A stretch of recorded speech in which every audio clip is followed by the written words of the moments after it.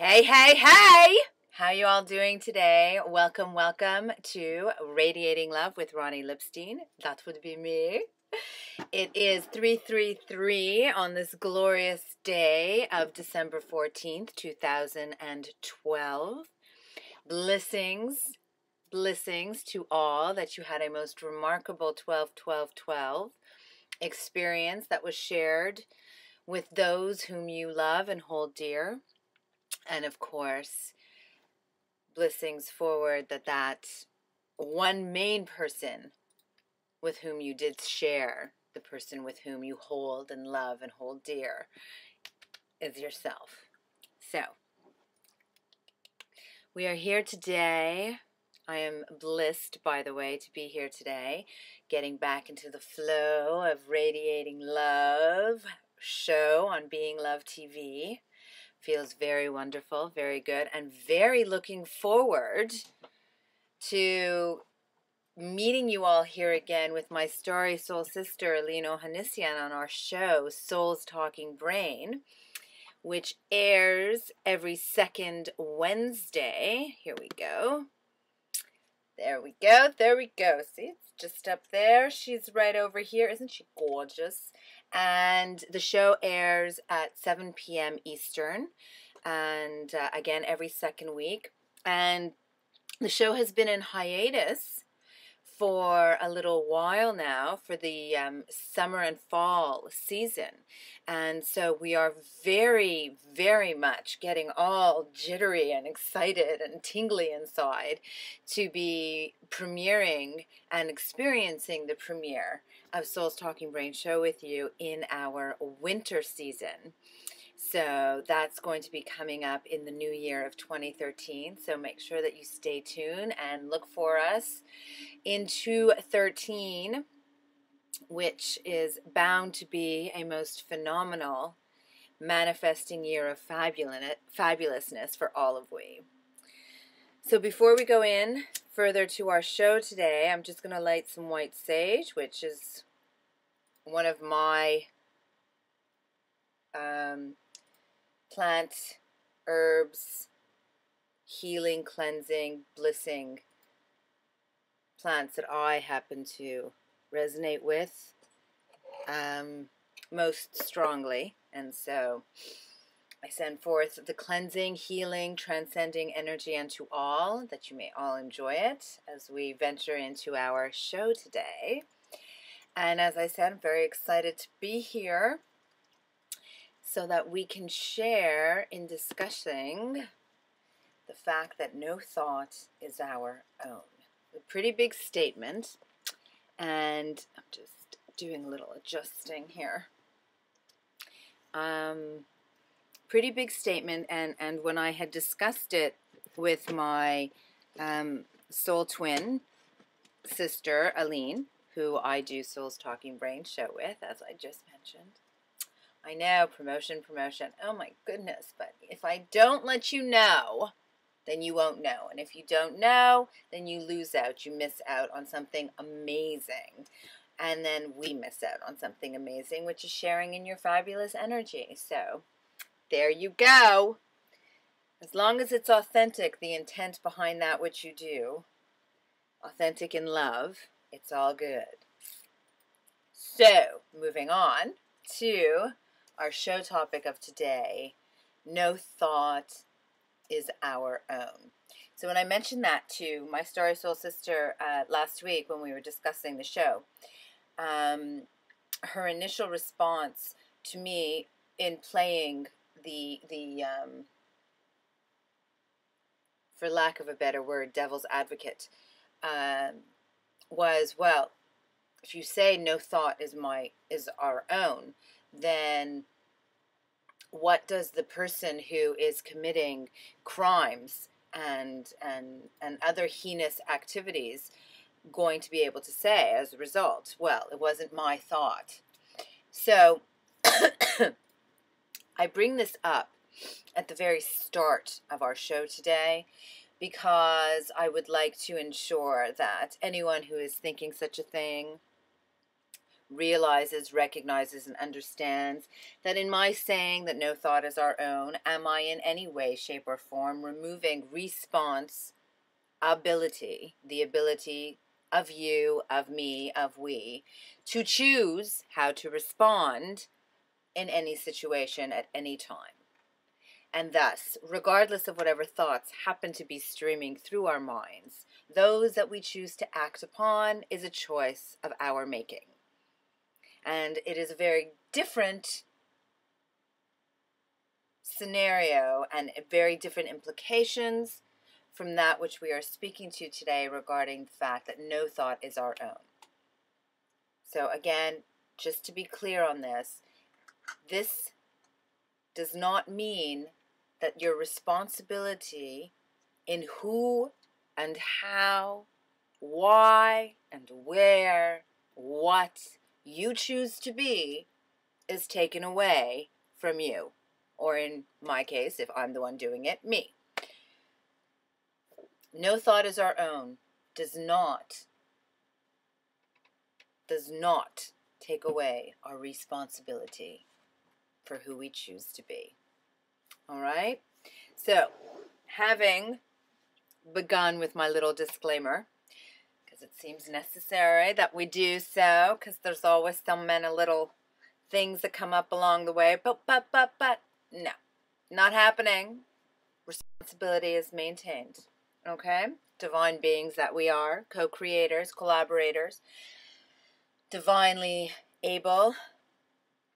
No thought is our own. It's a very big statement, and many people are very uncomfortable with it. Some people, as I just took away it, but some people would be like, "Oh, that's great, free ride. I don't have any responsibilities," and yet, truth, very, very truthful. And so let's bring this into a more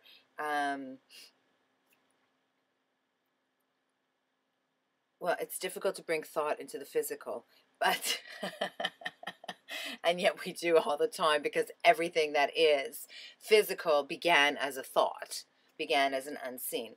But if we can bring this notion into a more physically seen example so that we have a better understanding and are able to grasp this notion in a manner that is not so esoteric or ethereal, as thought and feelings are unseen and therefore esoteric and ethereal. I'm going to try. We'll start off with a more general example that I think everybody will be able to relate to. So when you're born, and we're all born, so we're relating there. When you're born, you come into this world. Now, I don't recall any studies or research that I've done with respect to the brain function and capacity of the infant in specificity, so I'm not going to go there. So we're just going to skip to what we all can again identify with and acknowledge. We're born, we come into this world, and we know nothing.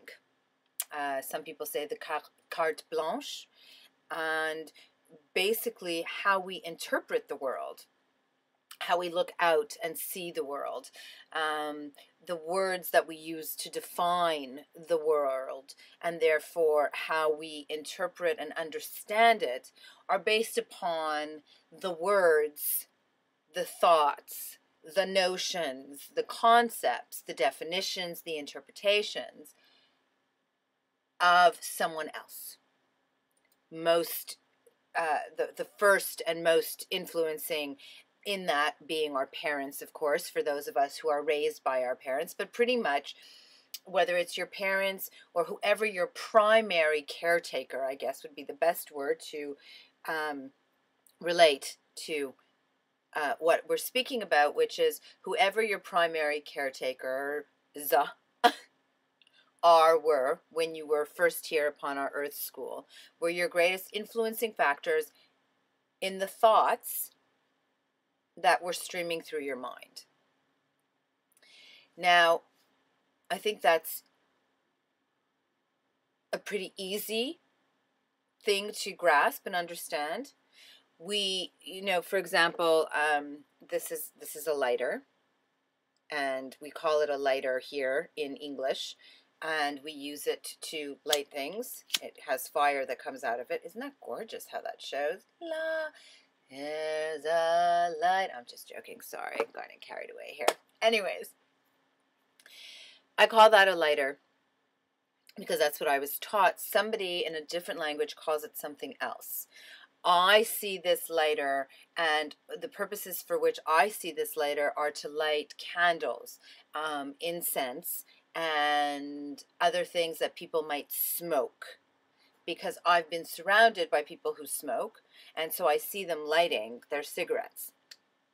Somebody who grows up somewhere where there are no cigarettes would not see this lighter as a means of lighting a cigarette, if they saw a lighter at all.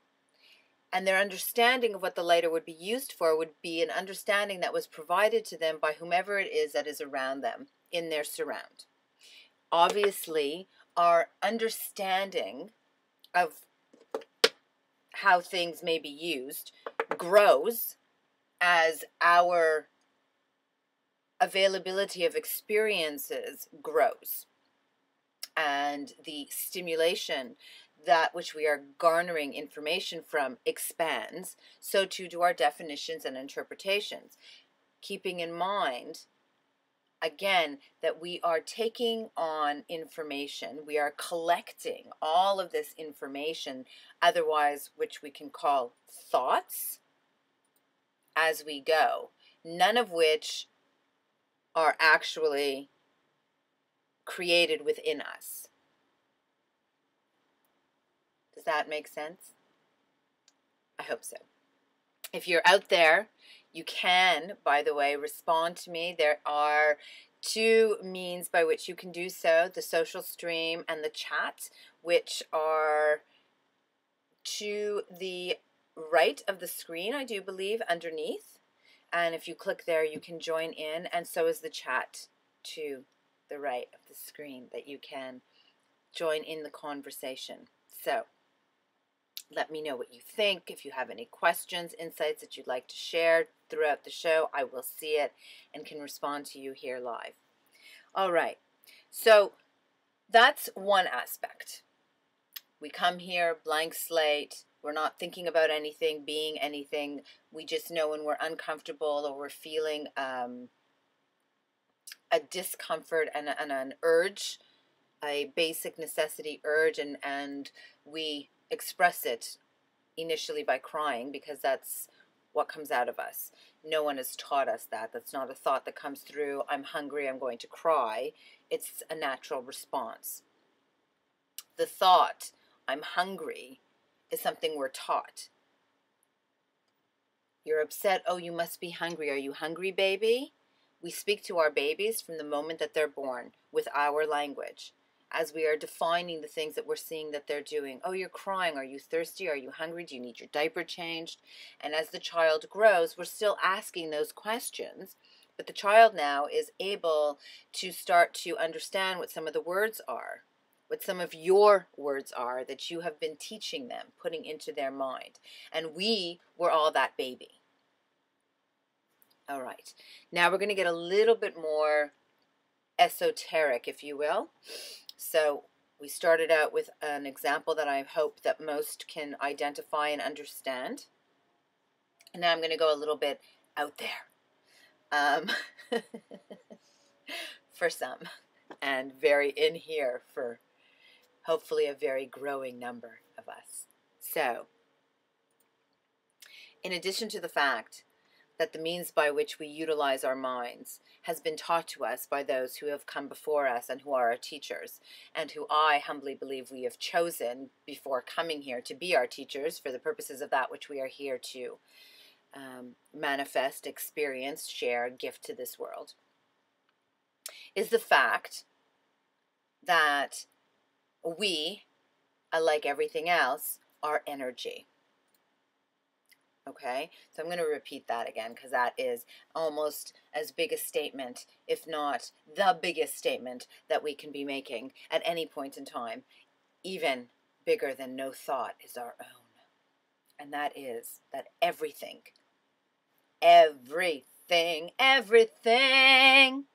is energy. This glass, energy. That lighter I showed you before, energy. My sage, energy. Everything, including us, is energy. Now, energy is not something that you can contain. It has a natural ebb and flow to it. It's fluid, malleable. Unlike what we perceive my cup to be solid, it is not. It can neither be born nor killed. It's continuous. It just changes form. It's infinite. Our cells are energy, 100 trillion of them in our body. Our bodies operate via electricity, which is why we're 70% plus water. Electrical stimulation in the brain goes down the spinal cord out to the rest of the body, yada yada. Everything is energy. All right. Energy cannot be contained. There's a natural ebb and flow to energy. Natural ebb and flow. Thoughts are energy. As much as my cup is energy. Cells, vibrations, sound waves. Energy cannot be contained. I know I keep repeating this because we're getting to an important point. Natural ebb and flow. So whatever is inside of me was not there necessarily 2 seconds ago, because there's a continuous interchange, interflow with all that is around me. Right now, as I'm moving through the air around me, cells from the air around me are coming inside of me, while cells inside of me are going out. Intermingling as we go, in and out, round and all about.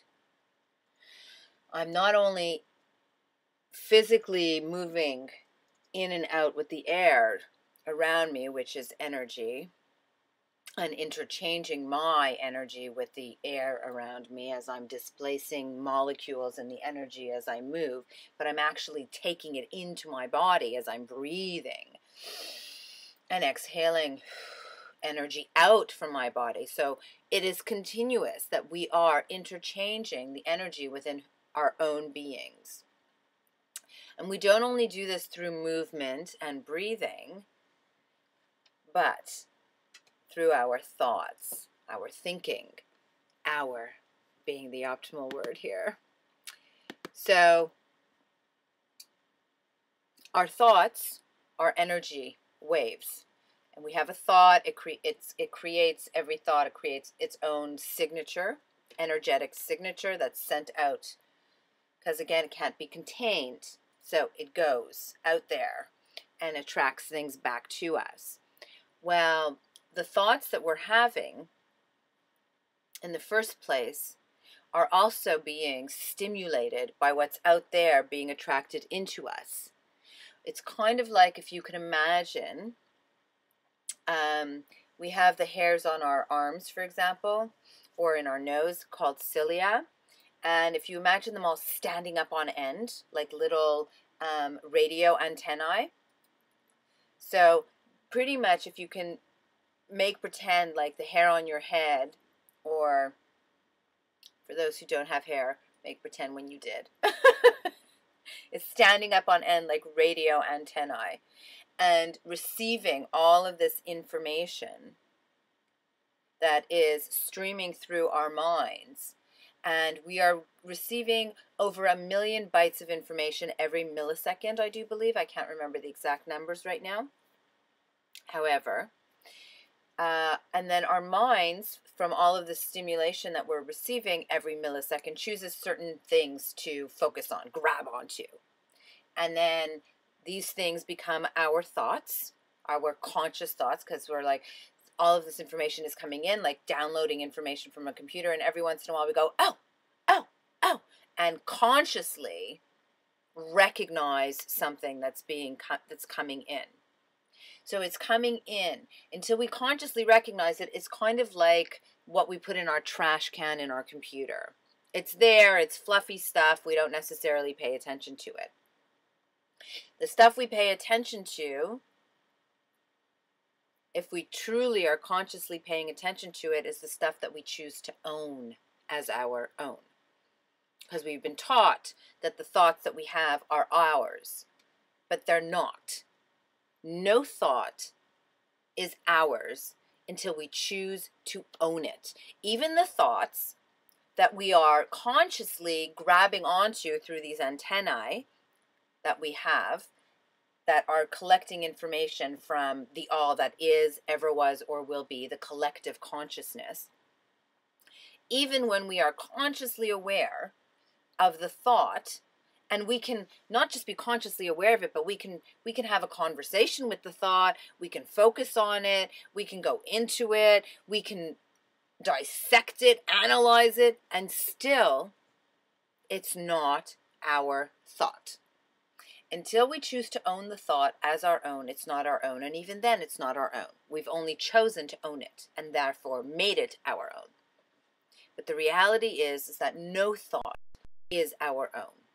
Our natural state of beingness is simply bliss. There's no contemplation, am I blissful? What is bliss? To be or not to be, bliss or not to be bliss, does not exist. It's simply bliss. That's it, that's all. So, the thoughts that we have streaming through our minds, when we can accept are not our own, we are put into a place of enormous divine empowerment. Which, by the way, this enormous divine empowerment is really just an everyday, matter-of-fact truth of our existence. It is divine. It is an extraordinarily empowered state of being, but it really is just what it is. It's, like the sun comes up every day, it goes down every day, I have 1 million thoughts streaming through my mind every day, I choose to own some, I choose not to own some.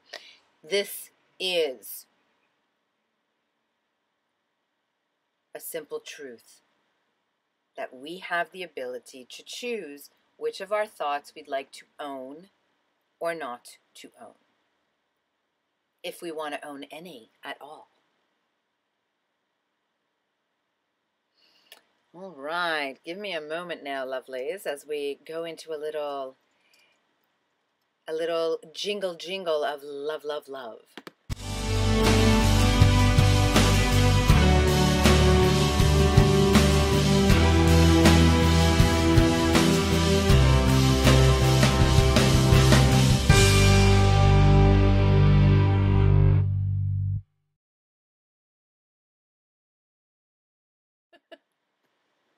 Hey, thank you all so much for being here today on Radiating Love, as we are discussing our thoughts, or the fact that there are no thoughts that are ours. Either way you want to go at it, I'm so happy that you're here, very grateful, blessed to have your company, blessed to be able to do the show and be the me I love myself to be, by so doing the show, and the fact that you allow for this makes it so, so very sweet. So, thank you so very much. My Starry Soul Sister, Artwave, on the Ustream chat window here says, so nothing is our own, eh? Actually, no. Not really, because even the things that we say are ours with respect to the material all go away. Our soul is actually a projection, an emanation of one that we are all a part of, so it's really not mine. But being that I am, and I must admit, this is so, I guess I can use the word egoic of me, small-minded maybe, but I am all about individuality. I'm sorry, but I love being me. I'm okay with the fact I know that we are all one, but I don't really want to lose my individuality, which is probably why I'm here. And even when I'm not in my physical body, which again, I say is mine, it is a manifestation of my creation through my beingness, but my beingness is actually a manifestation of a greater creation. So where do we draw the line on that which is mine? Who knows? And I think that's an entirely different show. So thank you for opening that can of worms. So she is now writing, Aline, hence I am not even me, correct. Therefore I am really you. Yes, and I am you and all that is, ever was, or will be. And again, even though I know that that is the reality, I do love my individuality. But again, that's another show. We're opening a can of worms. Let's get back. But who is you? Okay, she's just going off. She's having a good time here. She's getting all playful with me. Yes, who is the you in you? Can you find you in you? Who is the you that is speaking to me in this moment? If I chopped off your arm, would you still be you? Is your body you? No. Where are you? It's another show. Back to No Thought Is Our Own. I'm going to put the title back on, okay? Because I think somebody is losing sight. No thought is our own. Ah, can we come back to centered, grounded beingness, please? It's, because everything is connected. It's very difficult. You really can. I shouldn't say it's difficult. It is not difficult. It's just very easy to get taken away on a tangent. That is not necessarily where we are focusing our attentions today, because everything really is connected. And so, if I get taken off on a tangent, then I might be doing the show for the next, 20 odd years of my life, if not more. So, without breaking, I mean, because, you could just go from one to, I guess I would fall asleep eventually. Okay, do you see what's happening right now? This is my point. Can we get back to what we're talking about here? No thought is our own. So, a lot of people have difficulty believing in or relating to people who call themselves mediums and channels. Well, the biggest difference between a medium and channel and somebody who has a difficulty understanding and relating and believing is that the medium and channel acknowledges and recognizes that no thought is our own, with a very firm understanding, belief, acknowledgement, and comfort level. And I understand the idea that it is difficult to grasp that no thought is our own, because being who I am, and as I said, I love the individuality and being able to experience what we experience because we are in these individual bodies, the five senses, the physicality. I get the difficulty in releasing self of the ownership over our thoughts, because then you're left with the question, well, who am I if I'm not my thoughts? Like, what makes me me? Oh my gosh. And, we can get a little dizzy potentially in the fear of losing ourselves. And I completely understand that. So we don't have to go that far today. But it does, again, everything is connected. It does lead to that, yes. But I'd like to keep it at the empowered level, if we all don't mind, and understand that when we can recognize that no thought is our own, from the basis of the fact that everything that we were taught and how to think about things, interpret, define, our language, so on and so forth, from the time we were infants, was taught to us by someone else, who was taught to them by someone else, and so on and so forth throughout all of time, as well as the fact that we are all energy and we are connected to everything that is, and we are receiving information, which we understand through thoughts, on a continual basis, non-ending, infinite. Are we receiving, interplaying, information is being bounced off of us, into us, out of us, around us. We ourselves are portals of energy, information, or otherwise called consciousness. Then we are empowered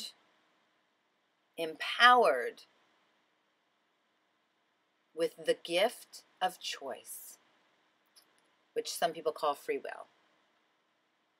And the choice is which of my thoughts, or which of the thoughts that are streaming through my mind, my consciousness, am I going to choose to own as my own, or more appropriately stated, am I going to choose to act upon? Which of the thoughts streaming through my mind shall I choose to act upon? Shall I choose to invest my energy, my beingness within? Now, what does that do? You can have some thoughts like somebody literally does something that you have been taught to regard as impolite or rude. Whatever it might be. They left the toilet seat up. They didn't take their shoes off when they entered your home. They smacked you in the face. It could be any range of anything, and you've been taught to interpret it as rude. Well, what if the thought comes to you and that's rude? And you say, well, just a moment. Thinking that thought, owning that thought, focusing my attention on that thought makes me feel crappy. Like, I am not feeling good right now. I'm not feeling good in my whole beingness, and I am definitely not feeling good about that person. Okay, well, what if I had another thought that I can choose to think about in this experience right now?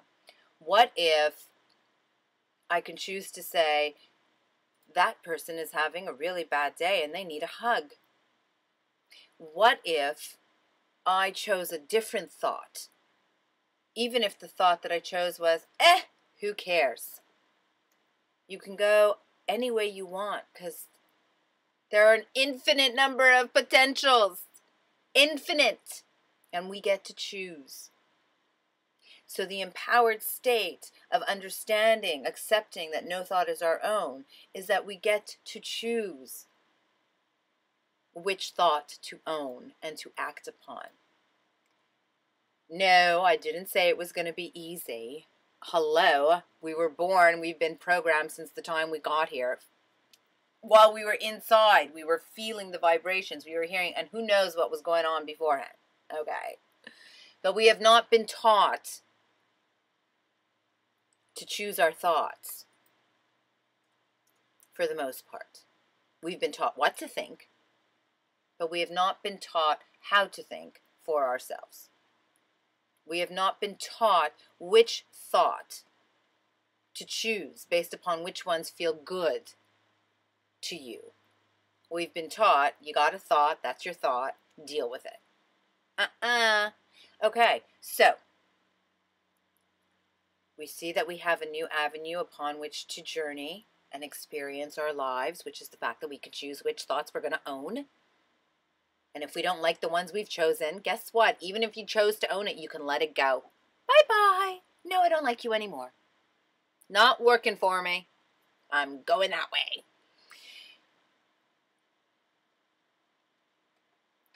So, choosing which thoughts we want to choose, we do it more and more and more. And the more that we do it, the easier it gets.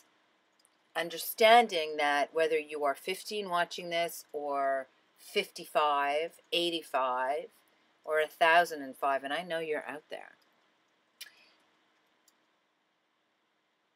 you've had a lot of time being told what to think, and that your thoughts are your thoughts, and that you didn't have any choice in the thoughts that you were thinking. So give yourself a break. Be compassionate, loving, and understanding. If you get stuck in a thought rut of negativity, it's okay. If you are consciously choosing to take the driver's seat, to be the master of your mind, and to make conscious choices regarding which thoughts that you are going to own and act upon, that in and of itself will be of enormous assistance to you in so doing. And the more that you do it, the easier it will get.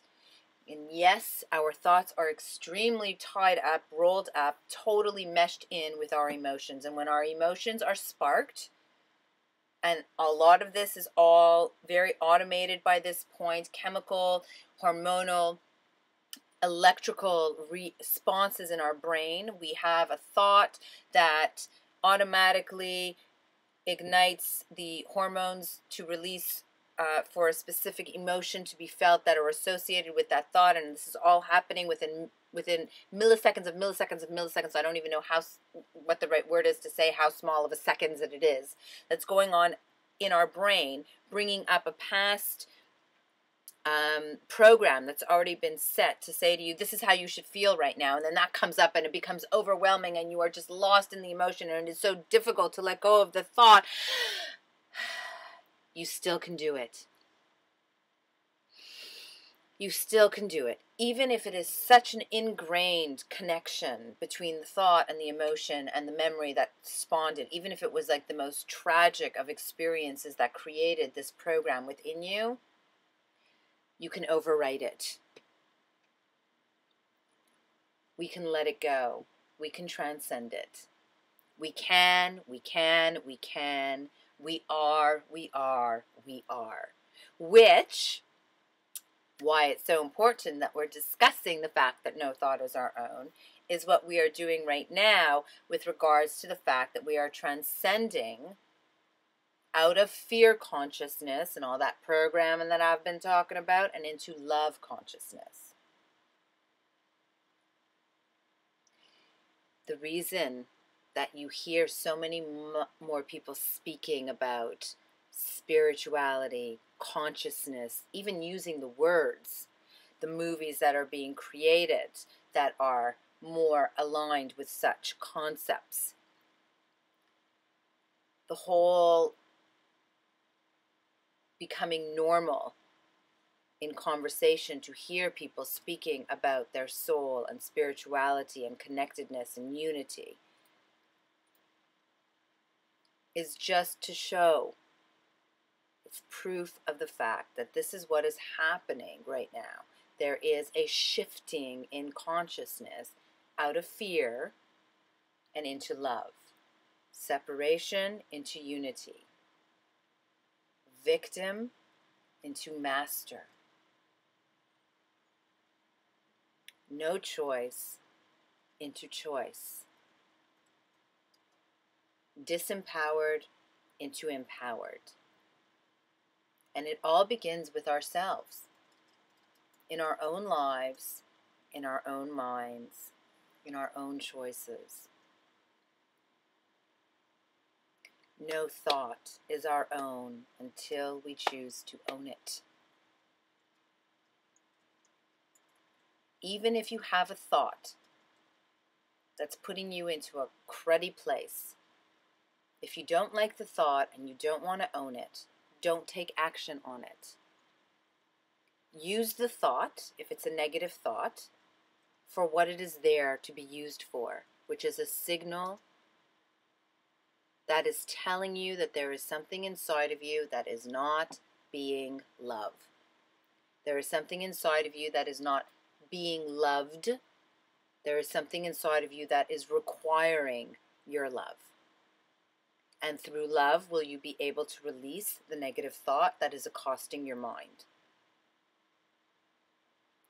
start by taking steps. You have a negative thought that you don't like and you don't want to own. Step 1, don't act on it.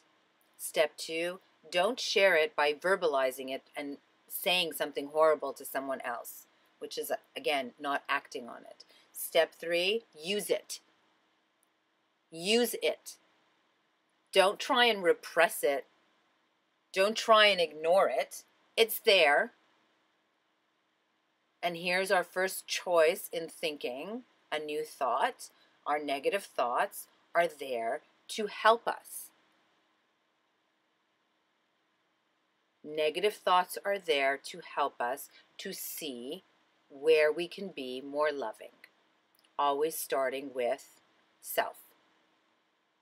You might be having a negative thought about someone else, but what does that negative thought about someone else say about you? Why are you getting aggravated by their actions? Why are you frustrated by what they said to you? Why are you raging because of what they did? Why are you having the experience that you are having?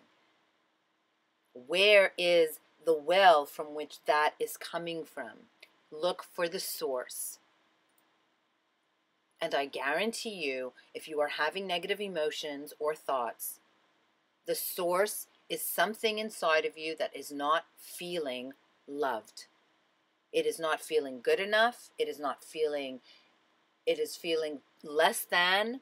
It is feeling insecure. It is feeling ugly. It is feeling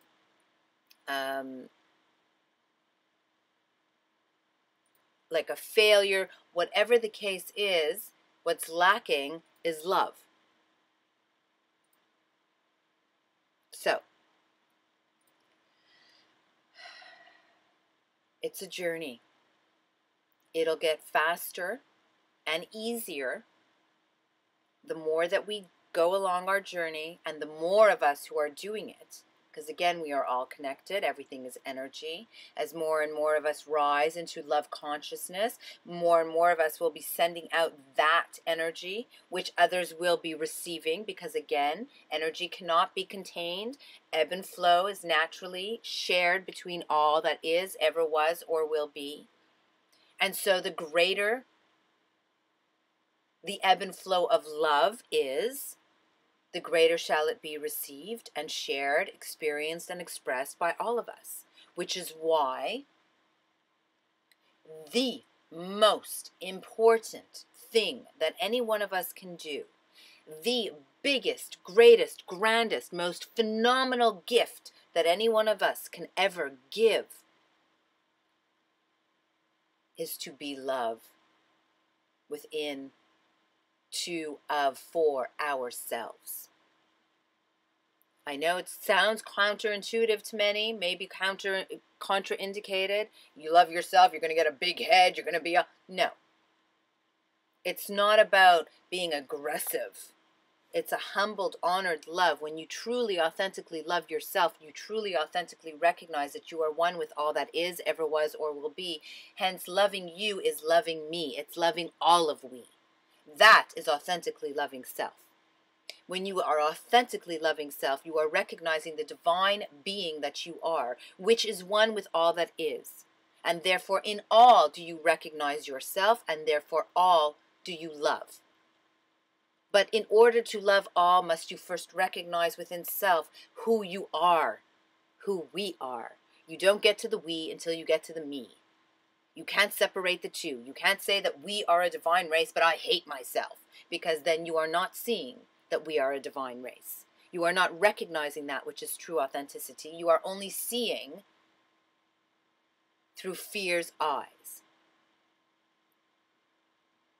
The greatest gift that any of us can give is to love self. That is the conduit, the portal, the eye-opening realization that you are just another me, that we are one. In all of our gloriousness, look at how many of us and how much exists that we just know of. Like, there's so much more that we don't even know of. All connected. All these different ways that energy Some like to say God, go for it, honey. Some like to say love, which is I do. But energy can be made manifest. It's quite remarkable, don't you think? How phenomenal that we are. Each and every one of we, a part of that which is energy, consciousness. So, no thought is our own, but the thoughts that we choose to own as our own.